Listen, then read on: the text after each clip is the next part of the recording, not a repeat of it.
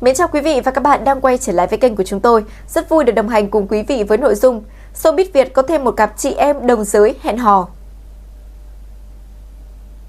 Showbiz Việt thời gian gần đây lại rộ lên câu chuyện về một mối quan hệ đồng giới mới khi loạt động thái của người mẫu Hakino và Á hậu Cẩm Ly liên tục bị cư dân mạng soi xét. Hakino là gương mặt quen thuộc với khán giả từ chương trình Việt Nam Next Top Model 2012. Cho đến năm 2023, cô tiếp tục thu hút sự chú ý khi tham gia chương trình Chị đẹp đạp gió rẽ sóng và không ngần ngại công khai mình là người lưỡng tính ngay từ tập đầu phát sóng. Chính vì sự thẳng thắn này, chuyện đời tư của cô càng được công chúng quan tâm, đặc biệt là những mối quan hệ tình cảm mà cô úp mở trên mạng xã hội. Thời gian gần đây, Hakino và Á hậu Cẩm Ly bất ngờ bị gọi tên khi cả hai cùng xuất hiện tại sân chơi Big Carbon và có những cử chỉ bị đánh giá là thân mật hơn mức bạn bè. Dù không lên tiếng xác nhận, những hình ảnh chung và tương tác giữa hai người khiến cộng đồng mạng không khỏi đặt ra một câu hỏi về khả năng mà họ đang hẹn hò.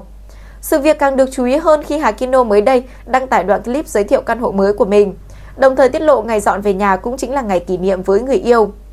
Trong bài viết, cô bày tỏ niềm hạnh phúc khi sở hữu căn nhà đầu tiên và gửi lời nhắn đầy yêu thương. 21 tháng 11 không chỉ là ngày kỷ niệm với em bé vợ mà còn là ngày chuyển qua nhà mới, nhất định sẽ thật hạnh phúc với thế giới của riêng mình Kino nhé. Ngay lập tức, khán giả đã liên hệ dòng chia sẻ này với tin đồn Hakino đang trong một mối quan hệ mới. Điều đáng nói là phía dưới bài đăng, khi một cư dân mạng bình luận ai tên Cẩm Ly cũng xinh hả nhờ, Hakino đã chủ động đáp lại rằng cô chỉ biết em gái chung nhóm Pick tên Cẩm Ly, đồng thời khen Á hậu xinh, ngọt ngào và ngoan. Chính phản hồi này được cho là gián tiếp củng cố nghi vấn tình cảm giữa họ, bởi cách xưng hô và lời khen của Hakino mang màu sắc trìu mến khiến cho nhiều người liên tưởng đến một mối quan hệ thân thiết hơn bạn bè bình thường. Không chỉ vậy, trên TikTok, Hakino còn tạo hẳn một danh sách phát dành riêng cho người yêu với tên gọi My Everything. Trong đó, cô thường xuyên đăng tải các đoạn clip ngọt ngào, gọi nửa kia bằng những từ xưng hô thân mật như là vợ chồng. Trong một bài viết, cô từng bày tỏ, em bé ngoan xinh yêu, may quá vì chồng đã tìm thấy vợ giữa cuộc đời bao giông tố này. Chồng sẽ dành cho em bé vợ tất cả bình yên mà chồng có để bù đắp cho vợ, chồng hứa. Trước nghi vấn với Cẩm Ly, Hakino từng được cho là có mối quan hệ đặc biệt với Vũ Thúy Quỳnh, người đẹp từng gây chú ý tại nhiều cuộc thi nhan sắc. Cuối năm 2023, cả hai xuất hiện cùng nhau trong nhiều sự kiện, liên tục tương tác trên mạng xã hội và thoải mái chia sẻ những khoảnh khắc đời thường bên cạnh nhau.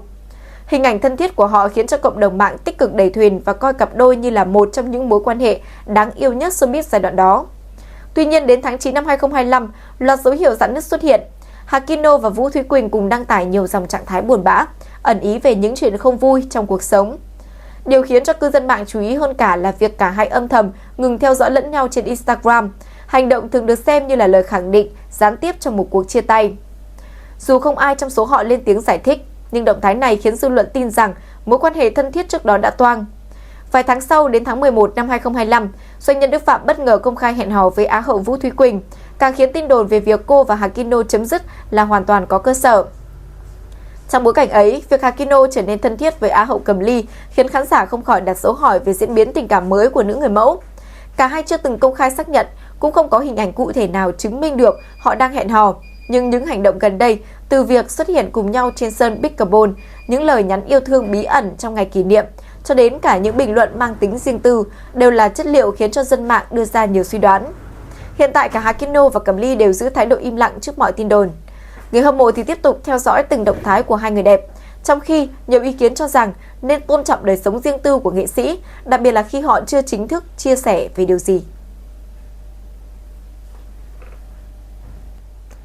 Vừa rồi là những thông tin mới nhất được cập nhật trên kênh của chúng tôi. Cảm ơn quý vị đã quan tâm theo dõi. Xin chào và hẹn gặp lại.